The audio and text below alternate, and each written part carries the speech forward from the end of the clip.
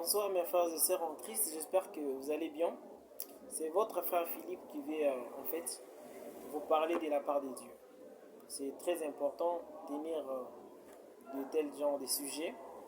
C'est pertinent et ça vaut vraiment le coup de passer du temps à les suivre jusqu'à la fin. Parce que vous n'allez pas être déçus.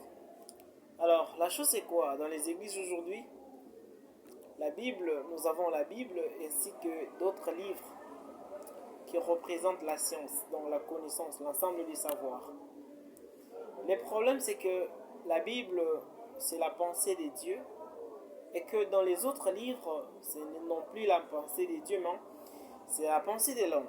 Donc, c'est l'homme qui a réfléchi et a donné des théories, des méthodes, ainsi de suite. Et ce sont ces méthodes que nous sommes en train d'étudier.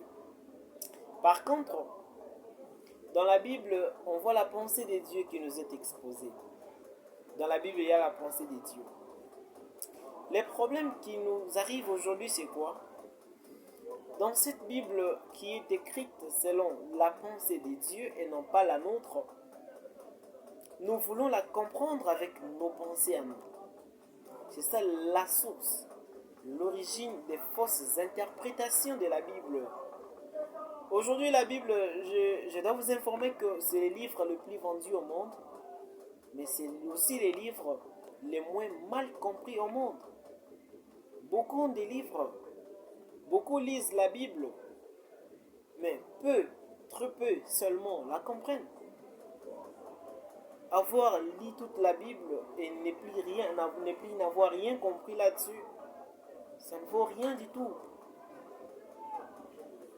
Alors que Dieu est tellement clair dans le livre d'Ésaïe, il a dit: mes pensées ne sont pas les vôtres, et mes voix ne sont pas les vôtres. Donc Dieu a sa manière de penser, ainsi que nous avons la nôtre propre. Comment devons-nous imaginer la Bible selon nos propres pensées?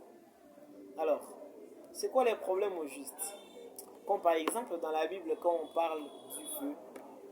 Le feu par exemple.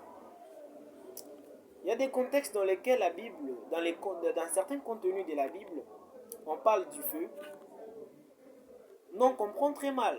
Nous imaginons le genre de feu que nous connaissons. Alors que ce n'est pas du tout le cas selon Dieu. Il y a autre chose que Dieu compare au feu.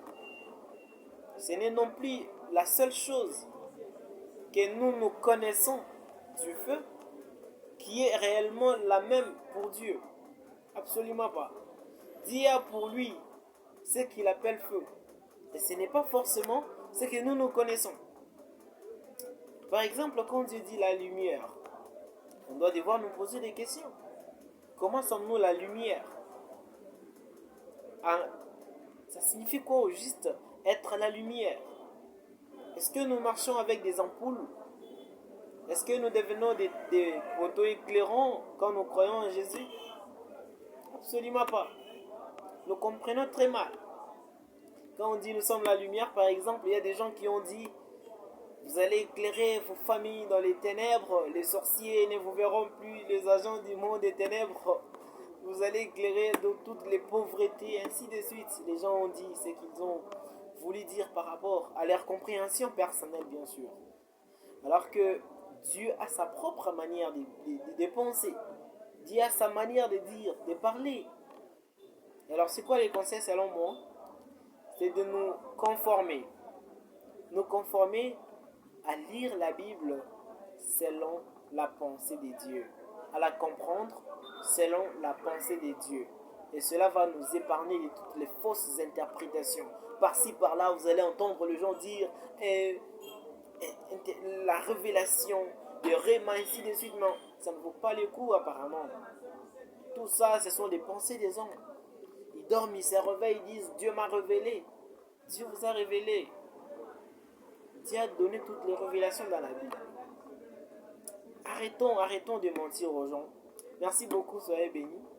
C'est justement un éclaircissement par rapport aux Écritures saintes. Ce sont des choses précieuses pour nous. C'est de l'or d'ailleurs. Merci.